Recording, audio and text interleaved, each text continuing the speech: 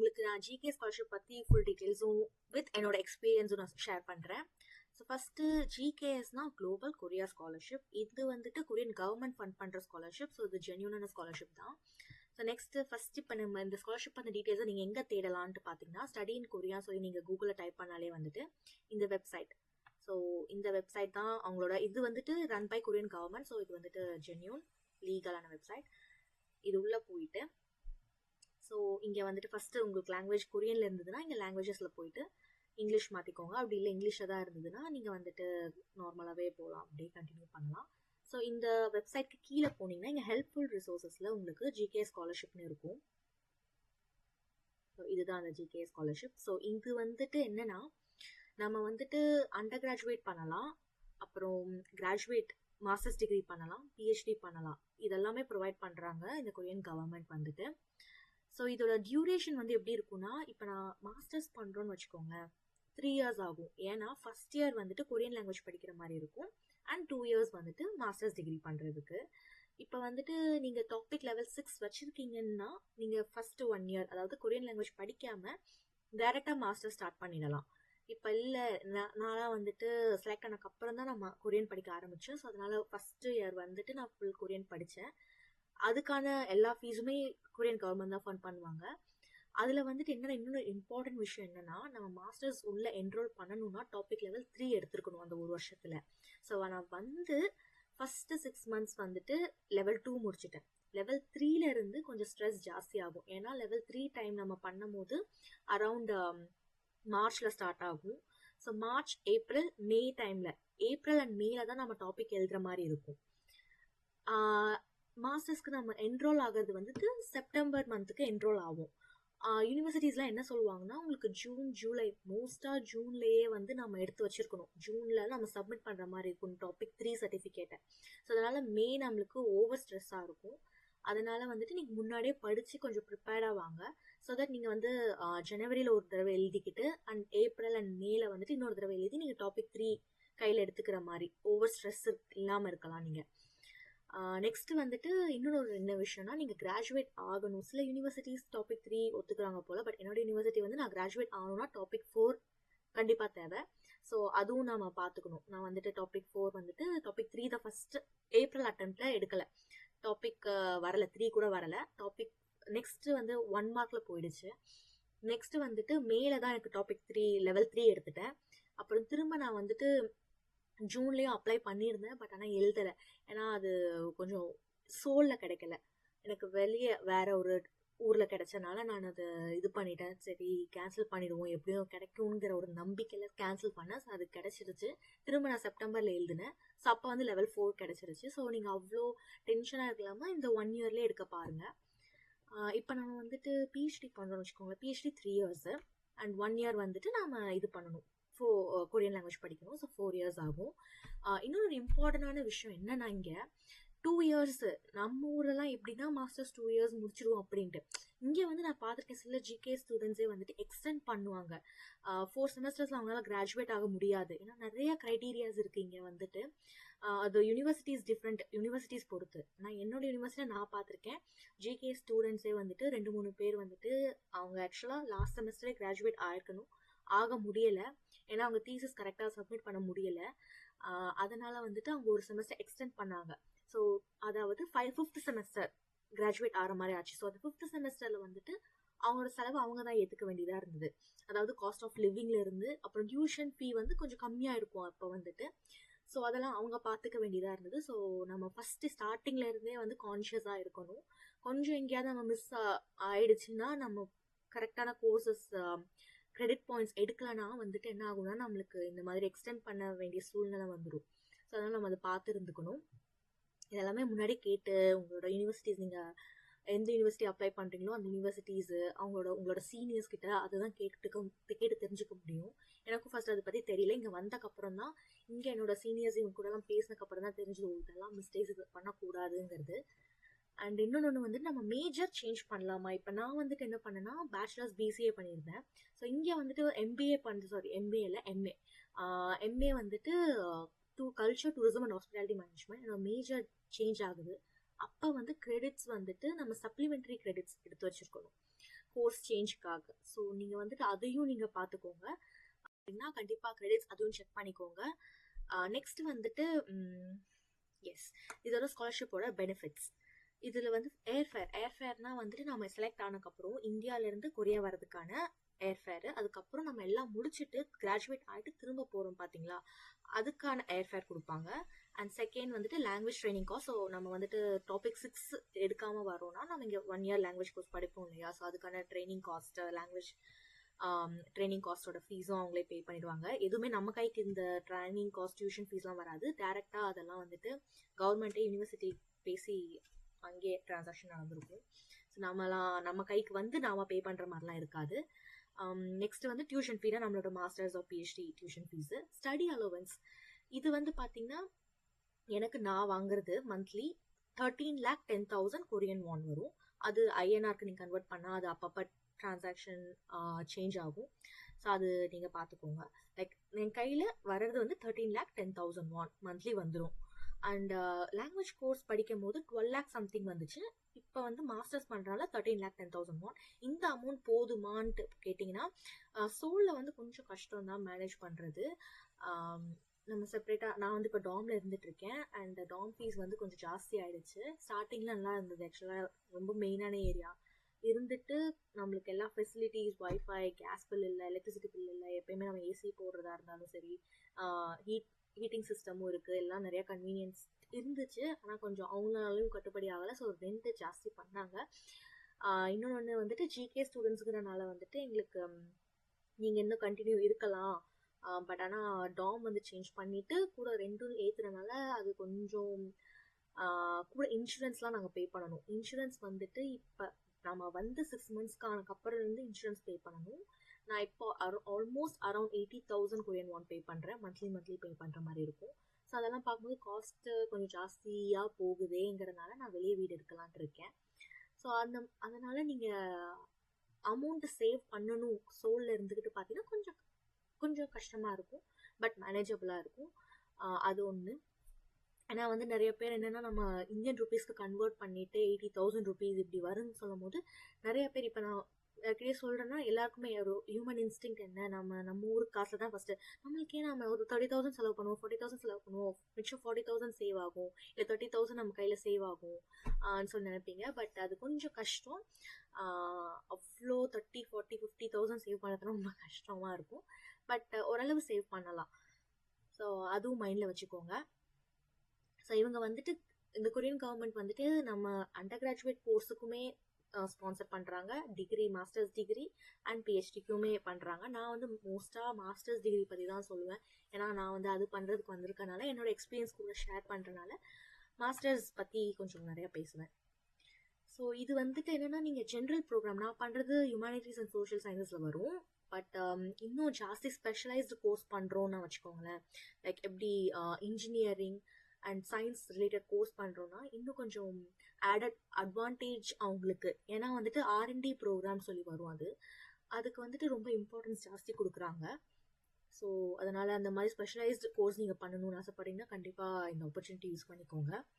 இதோட eligibility criteria பேசிக்கானது தான். நம்ம நான் கொரியன் சிட்டிசன்ஷிப் வச்சுருக்கணும், லைக் நம்ம கொரியன் தான் இருக்கக்கூடாது. நெக்ஸ்ட் வந்துட்டு 25 years அபவ், அண்டர் 25 years, இது வந்துட்டு அண்டர் கிராஜுவேட்டுக்கு போட்டிருக்கேன், அதனால் இது கிராஜுவேட் கோர்ஸ்க்கு. ஸோ இங்கே பார்த்தீங்கன்னா இதுதான் அந்த R&D சொன்னது. சயின்ஸ் அண்ட் இன்ஜினியரிங் டிபார்ட்மெண்ட்ஸ்க்கு வந்துட்டு கொஞ்சம் லைக் ஃபோக்கஸும் கொடுக்குறாங்க. ஸோ அதனால் நீங்கள் அந்த மாதிரி இருந்தால் இந்த ஆப்பர்ச்சுனிட்டி யூஸ் பண்ணிக்கோங்க. அண்ட் ஜென்ரல் ப்ரோக்ராமுக்கும் இருக்குது. ஸோ அதை பற்றி பிரச்சனை கிடையாது. நெக்ஸ்ட்டு வந்துட்டு இதோட எலிஜிபிலிட்டி க்ரைட்டீரியா அண்டர் 40 இருக்கணும். அதான் நான் கொரியன் சிட்டிசன்ஷிப், அண்டர் 40 ஏஜ் இருக்கணும். அண்ட் நீங்கள் மாஸ்டர்ஸ் பண்ண போகிறீங்கன்னா பேச்சுலர்ஸ் டிகிரி வச்சுக்கணும், இல்லை பிஹெச்டி பண்ண போகிறீங்கன்னா மாஸ்டர்ஸ் டிகிரி இருக்கணும். GPA வந்துட்டு 80% அண்ட் அபவ் இருக்கணும், அட்லீஸ்ட் 80% இருக்கணும். இதோட செலெக்ஷன் ப்ராசஸ் எப்படி இருக்கும்னா வந்துட்டு இப்போ மாஸ்டர்ஸ் அண்ட் பிஹெச்டி ஸ்டூடெண்ட்ஸ்க்கு வந்து அப்ளிகேஷன் எப்போ ஓப்பன் ஆகும்னா Februaryல ஓப்பன் ஆகும். January எண்டு இல்லை February ஸ்டார்டிங்கில் ஓப்பன் ஆகும். ஸோ அதனால் வந்துட்டு நீங்கள் அது அப்ளிகேஷன் ஓப்பன் ஆனதுக்கப்புறம் நீங்கள் டாக்குமெண்ட் ரெடி பண்ணுறது கொஞ்சம் கஷ்டம். நீங்கள் வந்துட்டு அந்த அப்ளிகேஷன் ஃபார்ம் ஓப்பன் ஆகிறதுக்கு முன்னாடியிலேருந்தே ப்ரிப்பரேஷன் ஸ்டார்ட் பண்ணிடணும். அதோட அப்ளிகேஷன் கைட்லைன்ஸ் அது ஒரு இருக்குது, அது நான் காட்டுறேன் இந்த வீடியோவில். ஸோ ஃபஸ்ட்டு வந்து இது அப்ளிகேஷன் ஃபார்ம் இதில் வந்துட்டு ஃபெப்ரவரி போட்டிருக்காங்க. சம்டைம்ஸ் வந்துட்டு எண்ட்லேயும் ஓப்பன் ஆகிடும். அப்ளிகேஷன் வந்துட்டு நீங்கள் 2 ட்ராக் இருக்குது. ஒன்று எம்பசி ட்ராக்கு, நெக்ஸ்ட் வந்துட்டு யூனிவர்சிட்டி ட்ராக்கு. ஸோ இதோட பேசிக் டிஃப்ரென்ஸ் என்னன்னா, எம்பசி ட்ராக்னா உங்களோட அப்ளிகேஷனை வந்துட்டு நீங்கள் இந்தியாவில் கொரியன் எம்பசி இருக்காங்க டெல்லியில், அவங்களுக்கு அனுப்புவீங்க. இதே வந்து யூனிவர்சிட்டி ட்ராக்னா கொரியாவில் இருக்க யூனிவர்சிட்டிக்கு நீங்கள் டேரெக்டாக உங்களோட அப்ளிகேஷன் ஃபார்மாக அனுப்புவீங்க. அண்ட் செகண்ட் டிஃப்ரென்ஸ் என்னன்னா, எம்பசி ட்ராக் நீங்கள் எடுக்கிறீங்கன்னா நீங்கள் உங்கள் 3 அப்ளிகேஷன் மொத்தம் அனுப்ப வேண்டியதாக இருக்கும். 3 இல்லை 4. ஒன்று வந்து ஒரிஜினலாக இருக்கும். மிச்சம் இருக்கிற 3 வந்து ஃபோட்டோ காப்பீஸ் அனுப்பணும். ஏன்னா 3 யூனிவர்சிட்டி நீங்கள் செலக்ட் பண்ணலாம் எம்பசி ட்ராக்ல. ஆனால் இந்த யூனிவர்சிட்டி ட்ராக் பண்ணுறீங்கன்னா நீங்கள் ஒரே ஒரு யூனிவர்சிட்டி தான், அந்த யூனிவர்சிட்டிக்கு மட்டும் தான் அனுப்பணும். நான் வந்து யூனிவர்சிட்டி ட்ராக்ல தான் அப்ளை பண்ணேன். நான் வந்துட்டு என்னோட அப்ளிகேஷனை ஃபஸ்ட்டு நான் பெங்களூர்ல இருந்து என்னோட யூனிவர்சிட்டிக்கு, இங்கே சுக்மியோன் உமன்ஸ் யூனிவர்சிட்டிக்கு அனுப்பினேன் பார்சல் சர்வீஸ். ஸோ அது அனுப்புனக்கப்புறம் அவங்க வந்துட்டு என்ன பண்ணுவாங்கன்னா திரும்ப ரிவ்யூ பண்ணுவாங்க. நான் அனுப்பியிருக்க டாக்குமெண்ட்ஸ் எல்லாமே கரெக்டாக. இது ஒரு இம்பார்ட்டண்டான டிப் என்னன்னா, நீங்கள் அவங்க சொல்லியிருக்க டாக்குமெண்ட்ஸை கரெக்டாக அனுப்பணும். மேஜராக வந்து என்ன நடக்கும்னா, இந்த ஜிகே ஸ்காலர்ஷிப்பில் வந்துட்டு நிறையா டாக்குமெண்ட்ஸ் இருக்கும். நிறைய பேர் வந்து பார்ப்பீங்க, ரீட் பண்ணும் போதே உங்களுக்கு வந்துட்டு என்னடா அது இவ்வளோ டாக்குமெண்ட்ஸா, இவ்வளோவும் நம்மளால் ரெடி பண்ண முடியுமான்னு சொல்லிட்டு நிறைய பேர் இதுலேருந்து விலகிடுவாங்க. பட் அங்கே தான் நம்ம நிறைய பேர் தப்பு பண்ணுவாங்க. என்னன்னா, அந்த டாக்குமெண்ட்ஸ் ரீட் பண்ணப்ப ஐயோ இத்தனையும் நம்மளால் பண்ண முடியுமான்ட்டு. பட் ஆனால் நீங்கள் ஒன்றா ஸ்லோவாக வந்துட்டு லிஸ்ட் டவுன் பண்ணிக்கோங்க, ஒரு ஒன்றா பண்ணுங்க, டைம் எடுத்து பண்ணுங்க. நான் வந்துட்டு என்னோட அப்ளிகேஷனை ஃபஸ்ட்டு நான் பெங்களூர்ல இருந்து ஆல்மோஸ்ட் ஒரு 25 to 30 days 25 days ஆச்சு அவங்க கிட்ட இருந்து. 20 days 25 days ஆச்சு. இந்த மாதிரி நான் அனுப்புனக்கப்புறம் பார்சல் வந்ததுக்கப்புறம் அவங்க வந்துட்டு இந்த மாதிரி இன்டர்வியூக்கு கூப்பிட்டாங்க. ஆன்லைனில் தான் இருந்தது, வெபினார் ஜூம் மீட்டிங்கில் தான் இருந்தது. ஸோ என்னோட ப்ரொஃபஸர்ஸ் தான் வந்திருந்தாங்க. என்னோட டிபார்ட்மெண்ட்டோட ப்ரொஃபஸர்ஸ் 2 பேர் இருந்தாங்க. ஒரு மேமும் ஒரு சார் இருந்தாங்க. ஸோ அவங்க வந்துட்டு பேசிக் கொஷின்ஸ் கேட்டாங்க. ஏன் நீ இந்த மாதிரி மேஜர் சூஸ் பண்ணுற, அப்புறம் ஏன் இந்த மேஜர்லேருந்து இந்த மேஜர் சேஞ்ச் ஆகுற, எப்படி நீ கொரியன் படிச்சுப்ப, எப்படி நீ அடாப்ட் ஆகிப்ப இந்த கொரியன் லைஃப்க்குங்கிற மாதிரிலாம் கொஷின்ஸ் கேட்டாங்க. ஸோ நான் வந்துட்டு என்னோட ஆன்சர்ஸ் எல்லாம் சொல்லியிருந்தேன். ஸோ அதுக்கப்புறமேட்டா அந்த ரிசல்ட் டே ஒன்று சொல்லியிருந்தாங்க. அது ஆல்மோஸ்ட் இந்த இன்டர்வியூ முடிஞ்சு ஒரு 10 days கழிச்சு ரிசல்ட்டு என்னன்னா, இந்த மாதிரி இந்த இன்டர்வியூவில் நீ பாஸ் ஆகிட்ட, என்னோட டாக்குமெண்ட்ஸை வந்துட்டு என்ஐஐடிக்கு ஃபார்வர்ட் பண்ணுறேன். இப்போ என்ன ஆச்சுன்னா, யூனிவர்சிட்டி சைடில் வந்துட்டு அவங்களுக்கு ஓகே இந்த மாதிரி இந்த ஸ்டூடெண்ட் நாங்கள் எடுத்துக்கிறோங்கிறத இவங்க அனுப்புவாங்க. இப்போ இந்த என்ஐஐடி வந்து அவங்க டிசைட் பண்ணுவாங்க, ஓகே இவங்களை வந்துட்டு இவங்களுக்கு ஸ்காலர்ஷிப் கொடுக்கலாமாங்கிறது.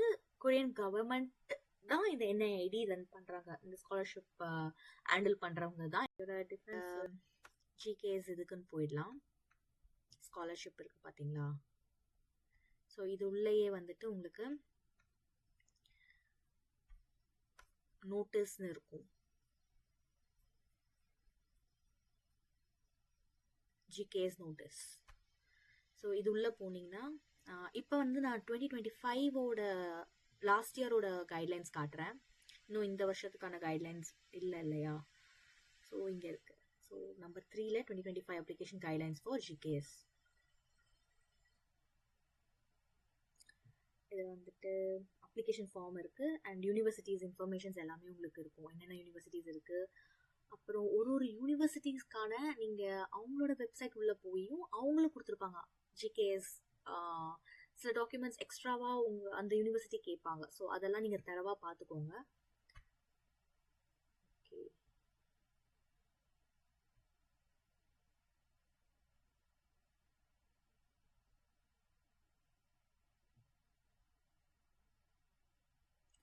ஸோ இதில் வந்துட்டு ஃபஸ்ட் ஸ்டார்டிங் பேசிக்ஸ் இதை தான் நான் சொன்னது தான் கொடுத்துருப்பாங்க ஸ்டார்டிங்கில் என்னென்னலாம். ஆல்ரெடி நம்ம இதை பற்றி பேசியிருப்போம். So type A type B universities and இங்கே நீங்கள் கோட்டாவும் பார்க்கலாம். ரொம்ப ரொம்ப இம்பார்ட்டண்டானது, இந்த கைட்லைன்ஸை நல்லா படிங்க.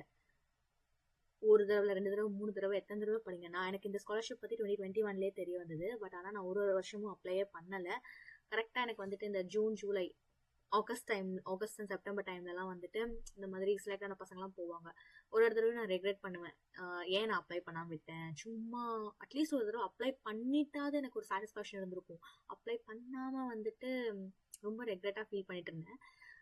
அதனால எனக்கு வந்துட்டு அந்த ஒரு வருஷமும் அந்த அப்ளிகேஷன் கைட்லைன்ஸ் எல்லாமே படிப்பேன். ஸோ அதெல்லாம் எனக்கு அப்போ நல்லா தெரிஞ்சு இதாக இருந்தது.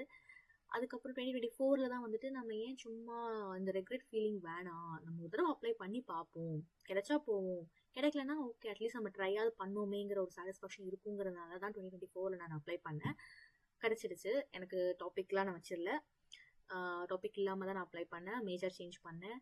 ஸோ நம்மளுக்கு கிடைக்கும் இருந்தால் அது கண்டிப்பாக கிடைக்கும். ஸோ நீங்கள் அதுவும் இது பண்ணிக்காமல், கிடைக்கலனாலும் வேற ஒரு ஆப்ஷன் உங்களுக்கு பெட்டர் ஆப்ஷன் இருக்குது. அதுக்காக தான் அந்த ஸ்பாட்டில் உங்களுக்கு கிடைக்கல. ஏன்னா நான்லாம் வந்துட்டு என்னோட ஃப்ரெண்ட்ஸ் எல்லாமே சரி நம்ம கோட்டா பார்க்கலாம். ஸோ நம்ம இந்தியாவுக்கு வந்துட்டு எங்கே இருக்குது இந்தியா, கொஞ்சம் வீடியோ லென்த்தாக தான் போகுது. பட் நீங்கள் கொஞ்சம் இது பார்த்துக்கிட்டிங்கன்னா உங்களுக்கு ஒரு ஐடியா இருக்கும் இல்லையா. ஸோ இந்தியா இங்கே இருக்குது, 25 கோட்டா இருக்குது நம்மளுக்கு.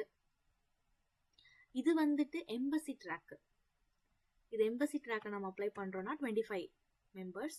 இதே நம்ம யூனிவர்சிட்டி ட்ராக் அப்ளை பண்ணுறோன்னா அதுக்கு எங்கே இருக்குது இந்தியா, எஸ் இங்கே பார்த்தீங்கன்னா ஓ மை காட், இது பார்த்தீங்கன்னா தெரியும், நான் சொன்னேன் இல்லையா ஆர்ஜிகேஎஸ், அதாவது நீங்கள் ஸ்பெஷலைஸ்டு இன்ஜினியரிங் அண்ட் வேற என்ன இருந்தது, ஸ்பெஷலைஸ் கோர்ஸ் பண்ணுறீங்கன்னா, சயின்ஸ் அண்ட் இன்ஜினியரிங் பண்ணிங்கன்னா அதுக்கு ரொம்ப இம்பார்ட்டன்ஸ் கொடுக்குறாங்க. இங்கே கோட்டாலே நீங்கள் பார்த்துக்கலாம் 40 ஆர்ஜிகேஸ்க்கு, ஜென்ரலுக்கு வெறும் 4 தான் இருக்குது. ஸோ அப்போ நீங்கள் பார்த்துக்கோங்க எவ்வளோ இம்பார்ட்டன்ஸ் கொடுக்குறாங்கன்ட்டு.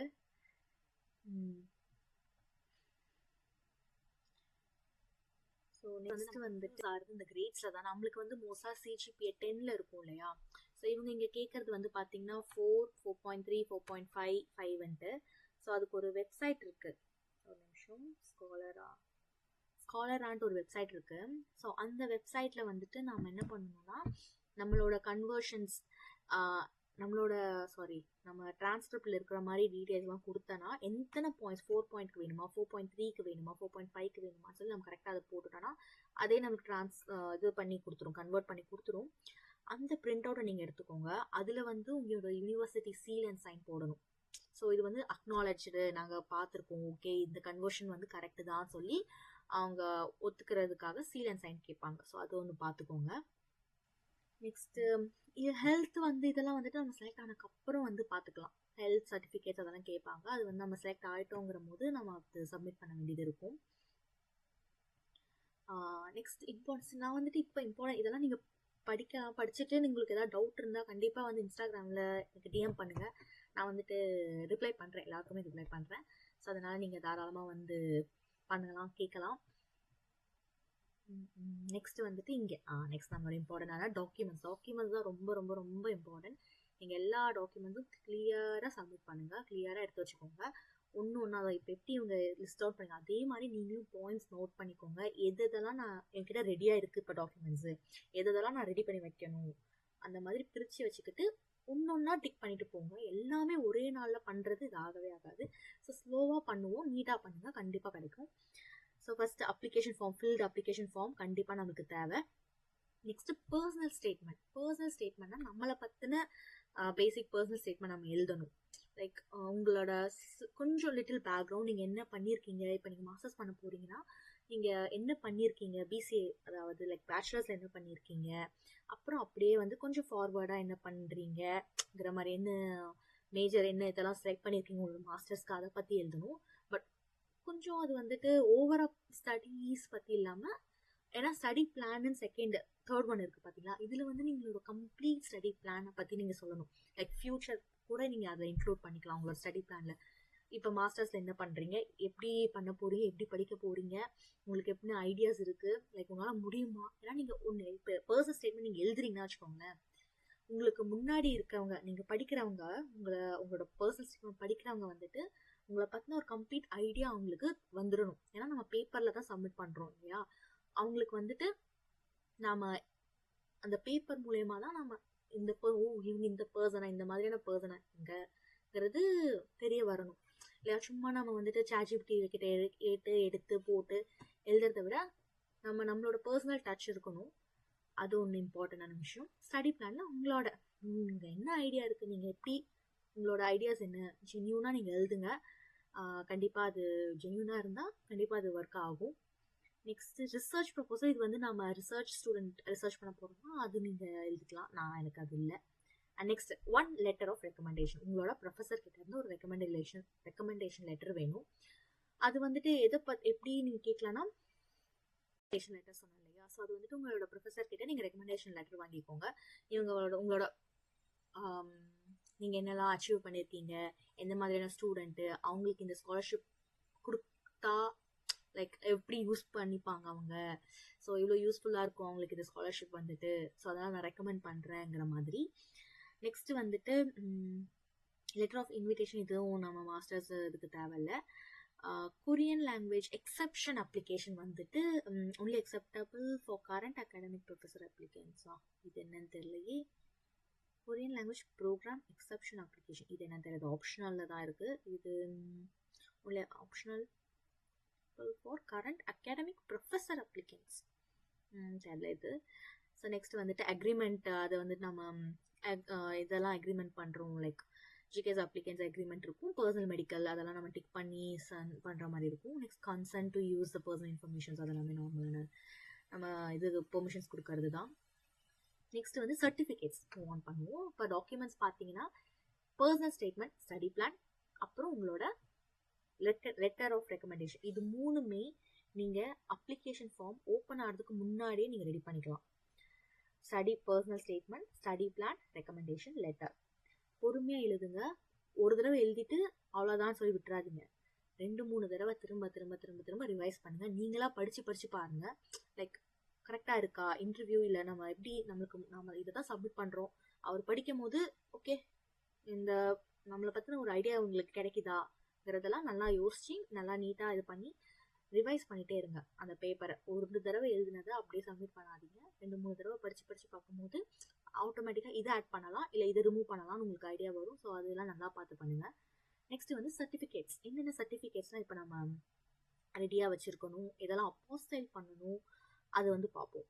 ஸோ ஃபஸ்ட்டு என்னென்னா, இப்போ அப்போஸ்டைல்னால் என்னென்னா ஆக்சுவலாக இப்போ இவங்க கேட்குறது வந்து டாக்குமெண்ட்ஸில் ஒரிஜினல் டாக்குமெண்ட்ஸை கேட்பாங்க.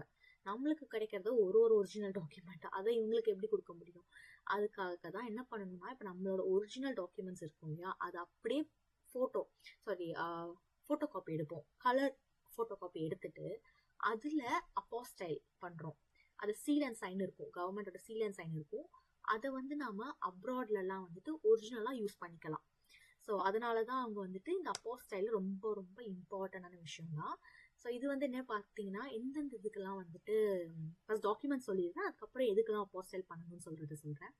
ஃபஸ்ட்டு வந்துட்டு ப்ரூஃப் ஆஃப் சிட்டிசன்ஷிப்க்கு வந்துட்டு நம்மளோட பேரண்ட்ஸ் பாஸ்போர்ட் யூஸ் பண்ணிக்கலாம். நான் என்னோட பேரண்ட்ஸோட பாஸ்போர்ட்ஸ் தான் யூஸ் பண்ணிக்கிட்டேன். Next graduation certificate. நீங்கள் கிராஜுவேட் ஆயிருந்தால் கிராஜுவேஷன் ஒரு சர்டிஃபிகேட். சப்போஸ் சில பேர் வந்துட்டு கிராஜுவேட் ஆகிறதுக்கு முன்னாடியும் அப்ளை பண்ணுற ஸ்டூடெண்ட்ஸ் இருக்காங்க. ஸோ அவங்களாம் வந்துட்டு எப்படின்னா எக்ஸ்பெக்டட் கிராஜுவேஷன் சர்டிஃபிகேட் வச்சு பண்ணுவாங்க. பட் ஆனால் கொஞ்சம் அது ஸ்ட்ரெஸ்ஃபுல்லானது. ஏன்னா கரெக்டாக நம்ம போகிறதுக்கு முன்னாடி வந்துட்டு உங்களுக்கு நம்ம சப்மிட் பண்ணணும் நம்மளோட கிராஜுவேஷன் சர்டிஃபிகேட்டை. நம்ம சில யூனிவர்சிட்டிஸ்லாம் கொடுக்கவே மாட்டாங்க. என்னோட பெங்களூர் யூனிவர்சிட்டிலாம் ரொம்ப நாள் ஆச்சு என்னோட இது வரைக்கும். ஸோ அதனால் அந்த மாதிரி இருக்க ஸ்டூடெண்ட்ஸ் கொஞ்சம் பார்த்துக்கோங்க. கிராஜுவேஷன் சர்டிஃபிகேட் வச்சுக்கிட்ட கொஞ்சம் ஸ்ட்ரெஸ் கம்மியாக இருக்கும் நம்மளுக்கு. Next degree transcript. இது வந்து டிரான்ஸ்கிரிப்ட்டுங்கிறது வந்து நம்ம யூனிவர்சிட்டியில் அப்ளை பண்ணணும். நான் என்னோட யூனிவர்சிட்டியில் அப்ளை பண்ண. சில யூனிவர்சிட்டியில் என்ன பண்ணுவாங்கன்னா, அந்த 6 செமஸ்டரோ 8 செமஸ்டரோ அந்த செமஸ்டர்ஸோட மார்க் ஷீட்ஸை ஒரு கன்சாலிடேட்டட் ஃபார்மில் கொடுப்பாங்க. ஆனால் என்னோட பெங்களூர் யூனிவர்சிட்டி என்ன பண்ணாங்கன்னா, நான் சப்மிட் பண்ணணும் அவங்களுக்கு அந்த 6 மார்க் ஷீட்டும் சப்மிட் பண்ணால் அந்த ஒரு மார்க் ஷீட்லையும் சீல் மட்டும் போட்டு கொடுத்துட்டாங்க. அதுதான் அவனோட டிரான்ஸ்கிரிப்ட்டுங்கிறது. ஸோ இது எனக்கு என்ன ஆச்சுன்னா, நான் அப்போஸ்டைல் பண்ணும் போது ஒரு பேப்பருக்கும் நான் அப்போஸ்டைல் பண்ணணும். அதாவது 6 ஷீட்டுக்கும் அப்போஸ்டைல் பண்ணணும். ஒரு ஷீட்டுமே எனக்கு நான் பண்ண இடத்துல வந்துட்டு 1500 ரூபாய் வாங்கினாங்க. ஸோ அப்போ அங்கே எனக்கு ரொம்ப ஜாஸ்தி செலவாச்சு. ஸோ அதனால் வந்துட்டு இந்த டிரான்ஸ்கிரிப்டுக்கு அப்போஸ்டைல் நம்ம பண்ணணும். ஏன்னா நம்ம ஒரிஜினலை வந்துட்டு அனுப்ப மாட்டோம். ஸோ டிரான்ஸ்கிரிப்ட் வந்துட்டு இது பண்ணிக்கோங்க, அப்போஸ்டைல் பண்ணணும். நெக்ஸ்ட்டு கிராஜுவேஷன் சர்டிஃபிகேட்டுக்கும் அப்போஸ்டைல் பண்ணணும். ஏன்னா அதோட ஃபோட்டோ காப்பி எதுவும் நம்ம ஒரிஜினல் கொடுக்க முடியாது. ஃபோட்டோ காப்பி மேலே தான் நீங்கள் அப்போஸ்டைல் பண்ணணும். ஒரிஜினலில் அப்போஸ்டைல் பண்ணிடாதீங்க. ஒரிஜினலை வந்துட்டு ஃபோட்டோ காப்பி எடுக்கணும். கலர் ஃபோட்டோ காப்பி எடுத்துட்டு அந்த ஃபோட்டோ காப்பியை தான் நீங்கள் வந்துட்டு அப்போஸ்டைலுக்கு அனுப்பணும். ஸோ மாஸ்டர்ஸ் பண்ணுறீங்கன்னா மாஸ்டர்ஸோட டிகிரி சர்டிஃபிகேட்டு, அதோட டிரான்ஸ்கிரிப்ட். பிஹெச்டி பண்ணுற ஸ்டூடெண்ட்ஸ்க்கு இதெல்லாம் வந்துட்டு மாஸ்டர்ஸ் இது தேவைப்படும். அப்புறம் இதெல்லாம் நம்மளுக்கு தேவையில்ல மாஸ்டர்ஸ் ஸ்டூடெண்ட்ஸ்க்கு. நெக்ஸ்ட் வந்துட்டு ஆப்ஷனலில் இருக்கிறது வந்துட்டு கொரியன் ஓவர்சீஸ் ஸ்டூடெண்ட்டாக நம்ம வந்துட்டு ஓவர்சீஸ் கொரியனாக இருப்பாங்க, அதெல்லாம் நம்மளுக்கு இல்லை இல்லையா. Next proof of Korean citizenship, அதுவும் நம்மளுக்கு இல்லை. கொரியன் வார் நாம யாரும் இல்லை. Certificate of employment, certificate of experience இருந்ததுன்னா அது கொடுத்துக்கலாம், அதுவும் ஆப்ஷனலில் தான். ஸோ ஸ்கோர் ரிப்போர்ட் வேலிட் இது இருந்தாலும் சப்மிட் பண்ணலாம், இதுவும் ஆப்ஷனலாக தான் இருக்குது. அண்ட் அவார்ட்ஸ் அண்ட் சர்டிஃபிகேட்ஸ், நீங்கள் என்னென்னலாம் அவார்ட்ஸ் வச்சுருக்கீங்களோ அதெல்லாமே சப்மிட் பண்ணுங்க. எதெல்லாமே காம்படிஷன்ஸ்க்காக போன சர்டிஃபிகேட் ஆஃப் பார்ட்டிசிபேஷன்ஸு எல்லாமே சப்மிட் பண்ணுங்கள். நான் வந்துட்டு இந்த மாதிரி ஆன்லைன் குவிஸ் இது பார்ட்டிசிபேட் பண்ணியிருந்தேன், நமக்கு இந்தியன் கவர்மெண்ட் இது பண்ணுறது. ஸோ அந்த சர்டிஃபிகேட்ஸ் கூட நான் சப்மிட் பண்ணியிருந்தேன். ஸோ நீங்கள் எவ்வளோ சர்டிஃபிகேட் சப்மிட் பண்ணுமோ சப்மிட் பண்ணுங்கள். அண்ட் அப்ளிகன்ஸ் பாஸ்போர்ட்டும் நான் சப்மிட் பண்ணியிருந்தேன். ஸோ இப்போ நீங்கள் பார்த்தீங்கன்னா ஃபஸ்ட்டு இந்த அப்ளிகேஷன் ஃபார்ம் ஓப்பன் ஆகிறதுக்கு முன்னாடியே நீங்கள் முக்கால்வாசி இது சேம் டாக்குமெண்ட்ஸ் தான், ஆல்மோஸ்ட் சேமாக தான் இருக்குது. ஆனால் 2026க்கு சில இது ஏதாவது சேஞ்சஸ் பண்ணால் அதுக்கு தான் கைட்லைன்ஸ் நல்லா படிச்சுக்கோங்க. சிலது எதெல்லாம் சேஞ்ச் பண்ணுறாங்களோ அதை கரெக்டாக நீங்கள் ஃபாலோ பண்ணிக்கோங்க.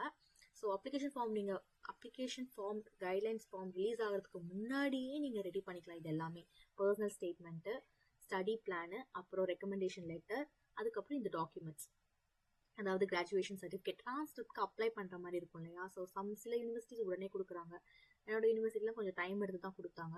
ஸோ அதனால் வந்துட்டு ட்ரான்ஸ்கிரிப்ட் அப்ளை பண்ணி எடுத்து வச்சுக்கோங்க அந்த டைமில்.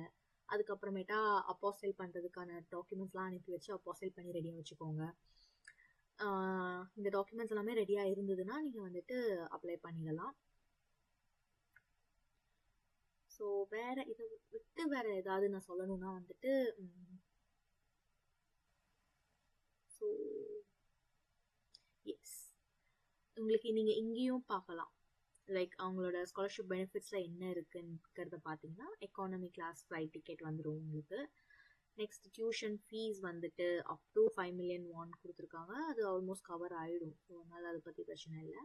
அண்ட் தென் கொரியன் லாங்குவேஜ்க்கான fees, and then monthly allowance வந்துட்டு கொரியன் லாங்குவேஜ் நீங்கள் படிக்கும் போது இதில் போட்டிருக்கிறது பர் இயர்க்கு போட்டிருக்காங்க. ஸோ ஒரு மாதத்துக்கு எவ்வளோன்ட்டு பார்த்துக்கோங்க. எனக்கு நான் டிகிரி ப்ரோக்ராமில் இருக்கிறனால எனக்கு நான் இப்போ வாங்கிக்கிறது 13,10,000 சொல்லியிருந்தேன். முக்கால்வாசி எல்லாம் கவர் பண்ணிட்டேன். வேறு எதை பற்றி பேசணும், ஏதாவது வேறு எதை பற்றி பேசணும், எதை பற்றி சொல்லணும், உங்களுக்கு ஏதாவது டவுட்னா சொல்லுங்கள். அதை பற்றி வீடியோவாக எடுத்து போடணும்னா சொல்லுங்கள், நான் போடுறேன். அண்ட் ரொம்ப சாரி, இந்த வீடியோ வந்துட்டு நான் ஷார்ட்ஸ் போட்டு கொஞ்சம் நாள் ஆச்சு. ஏன்னா வந்துட்டு நான் ஆல்மோஸ்ட் இந்தியாவில் இருக்கும்போது அந்த ஷார்ட்ஸ் போட்டிருந்தேன். அண்டு கொரியா வந்ததுக்கப்புறம் கொஞ்சம் நிறையா வேலைங்க ஜாஸ்தி. ஸோ அதை நான் பார்த்துட்டு இருந்தனால கொஞ்சம் இது போட லேட் ஆகிடுச்சு. ஸோ இங்கே பார்த்தீங்கன்னா உங்களுக்கு அப்பெண்டிக்ஸில் வந்துட்டு சில கொஷின்ஸ் நம்மளுக்கு இருக்கும் இல்லையா. Should I submit my parents passport, அந்த மாதிரி கொஷின்ஸும் இங்கே இருக்கும்.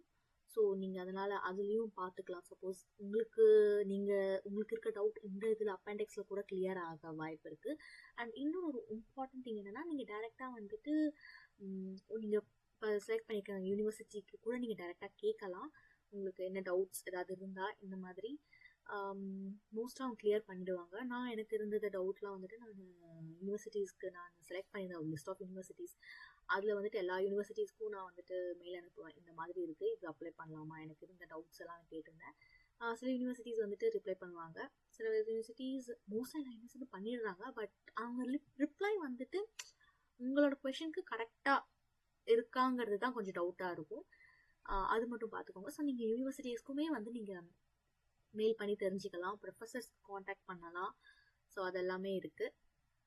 ஸோ ஹோப் இந்த வீடியோ வந்துட்டு உங்களுக்கு ரொம்ப பெருசாக போயிடுச்சு. பட் இது வந்து நான் எப்படி பண்ணேன்னா, ஒரு ஃப்ரெண்டுக்கு நான் இப்போ உங்களுக்கு எக்ஸ்பிளைன் பண்ணுறேங்கிற மாதிரி தான் நான் வந்து பண்ணேன்.